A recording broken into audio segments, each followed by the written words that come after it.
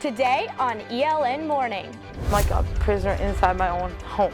Access to food, how one food pantry changed a woman's life. A lean evergreen, why it might be harder to find that perfect Christmas tree this holiday season.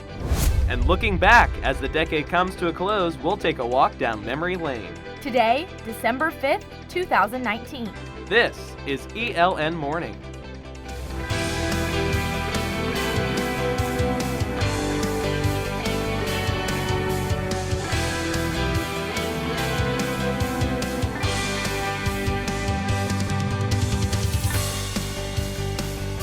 Well, good morning, and thank you for joining us for the last ELN morning of the semester. I'm Baylor Rodman. And I'm Amanda Gibson.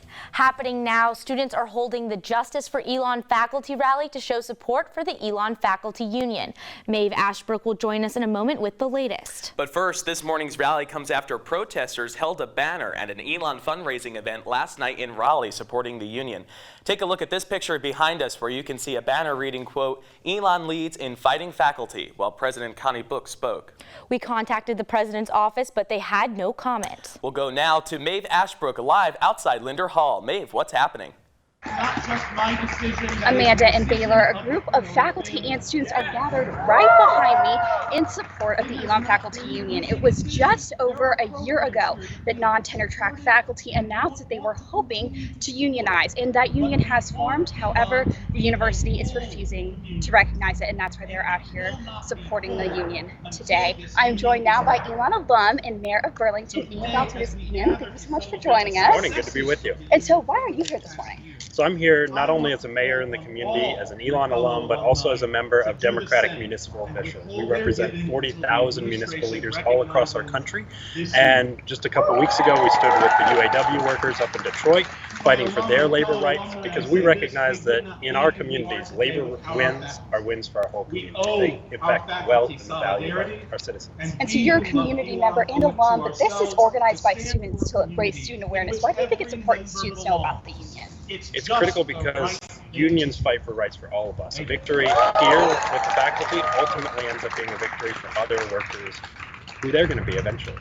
And then you're also an Elon alum, and so what would you like to say to Elon alum who might not know if they want to support the union or not? I would say that I value the quality and the culture of our campus, and exactly what the faculty are fighting for today is in support of that campus community that I loved as a student and that I want future generations of students to love as well. All right, perfect. Thank you so much for joining us, Amanda and Baylor. Back to you in the studio. Thanks, Maeve. A new grocery store is coming to Burlington. Publix Supermarket will be replacing the Sears in Holly Hill Mall. Publix bought the property for $4.5 million. Sears will vacate the property by the end of February, with Publix planning to open its doors to the public in June 2021. In other land deals, the university says it has no current plans to develop recently bought land directly across from the inn at Elon. The land was bought by the university in September and cost $2.7 million. Alamance County Commissioner Amy Galey is running for the North Carolina Senate. She officially filed this week. It comes as current Senator Rick Gunn announced last month he will not be seeking re-election. And during a contentious time in Raleigh, the capital just got out of a nearly year-long redistricting battle over political gerrymandering. The state settled on a new map last month, but no changes were made to the 24th district. Galey says despite the political drama, she's not deterred. Do what I have to do, what I can to represent the district that's drawn for the area that I live in. That's kind of where I am. You tell me what cards I have and I will play them the best that I can. As of this morning, no other Republican candidate has filed to run. 2018 Democratic candidate J.D. Wooten announced he would be running for the seat again. Primaries in North Carolina are scheduled for March 3rd. With the holidays right around the corner, you might be thinking about your next big meal. But here in Alamance County, not everyone has that luxury. Our Ashley Moran has the more. Just 30 minutes away in Graham is Southern Alamance Family Empowerment, otherwise known as Safe Food Pantry. Safe Executive Director Lynn Pierce says the pantry is about more than just handing out bags of food. It's also about building relationships. But while they focus on relationships, they're working towards something bigger. Our ultimate goal here is to help to decrease food insecurity. We're never going to eliminate it, but our goal is to make the lives of our loved ones, our neighbors, our families, the elderly, and the children, to make their lives easier. The USDA defines food insecurity as lacking access to consistent food to live a healthy life. The food insecurity rate here in Alamance County is more than 3% higher than the national average. Alamance County resident Veronica McVeigh suffers from PTSD after an abusive relationship with a man who was later executed for murder. She receives a disability check, but says it isn't enough to pay bills and buy food. I can't go shopping like normal people. I don't go to restaurants. I'm like a prisoner inside my own home. And food pantries like this one changed her life. These places give me a safe place to come and get food. Pierce says the reward for helping is priceless. Able to say, I can help you today and ease that one little bit of insecurity that they feel in their life at that moment, that means everything to us. Ashley Moran, ELN Morning. Pierce says raising awareness, volunteering, and donating are the few key concepts that we can help combat food insecurity. Christmas is just 20 days away, and if you're getting ready to deck the halls, it might be harder to find that perfect tree. Liam Collins tells us how you can avoid a Christmas conundrum this year.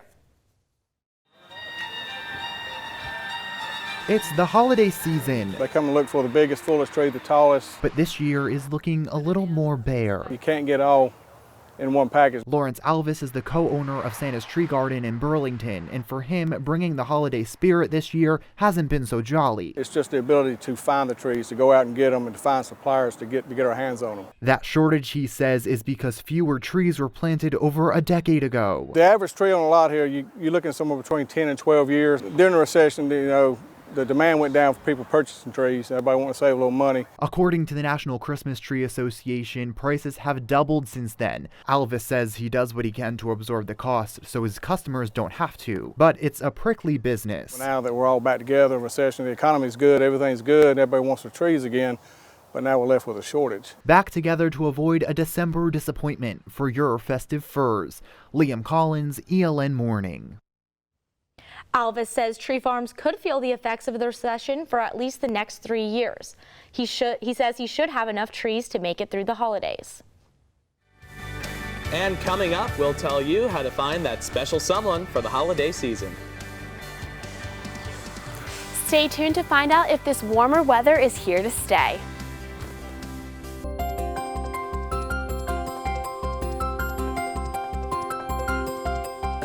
Our Cammie Brady is live outside under the oaks with your Phoenix 5-day forecast. Cammie? Let's jump right into the weather for today. So today we have a high of 56 with a low of 34, and it is going to be sunny out. Tomorrow the temperatures are climbing with a high of 58 and a low of 34. Tomorrow it will be partly cloudy. On Saturday there will be a high of 50 with a low of 25, and that will be partly sunny. On Sunday will also be partly sunny with a high of 53 and a low of 43. On Monday we are moving into warmer temperatures but with rain, with a high of 61 and a low of 56. And Tuesday the rain will stay with a high of 62 and a low of 38. Good luck with finals. Thanks, Cammie. According to Forbes, Tinder and Bumble are the two most popular dating apps with over 40 million subscribers each. Our Grace Morris took a look on how this technology is changing the way we date. We actually met on Tinder. A 21st century love story. I swiped right. Played out on an app. And then we decided to start dating. But senior Taylor Trotta's story of how she met her current boyfriend isn't all that dissimilar from a lot of people's. According to a 2016 Pew Research poll, nearly half of all Americans know someone who uses a dating app or someone who has met a serious partner or spouse by using one. Something that Elon Bumble representative Chloe Adams says isn't surprising. The point of a dating app is to connect people through a platform where they can match on their interests.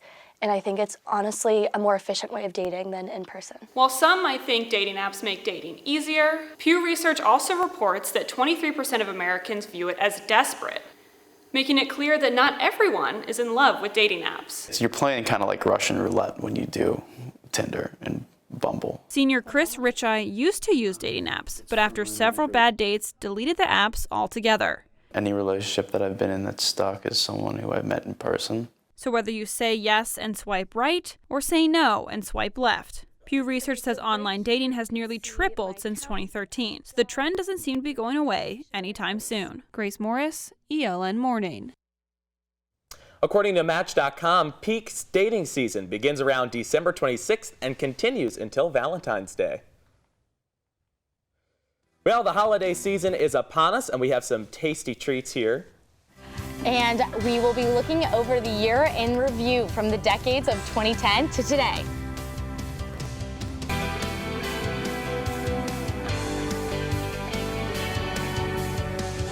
Well, we promise you college cooking, but you can find that on our website later today. It's not only the last show of the semester, but the last show of the decade. 10 years ago, ELN went by a different name, Phoenix 14. And since then, with the help of dozens of students, we've gotten to where we are today. Take a look.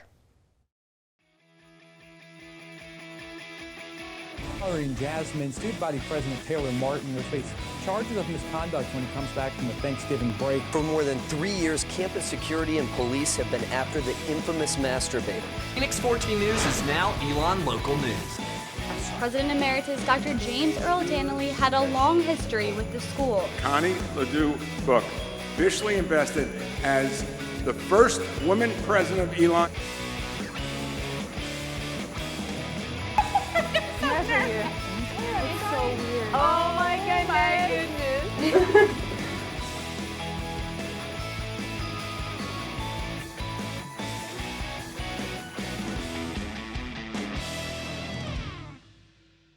Well, would you look at that? What a decade it has been. And I saw Joe Bruno, who is an alum who now works in Charlotte, but he was just named one of the 30 under 30 for media. So that's so cool to see our alum doing such great things. It's been a wonderful semester on the couch with you, and of course our third anchor, Ashley Moran, who's off this week. But boy, what a semester it's been, and what a decade. I know. Can you believe it? It's crazy. But listen, have a safe and enjoy your holiday season. We will be back in February, and that's all the news that we have for you today. Thanks so much for joining us. When we're not on the air, you can check out our website, elonnewsnetwork.com, or follow us on social media at Elon News Network. We'll be back here February 6th. Happy holidays, Elon.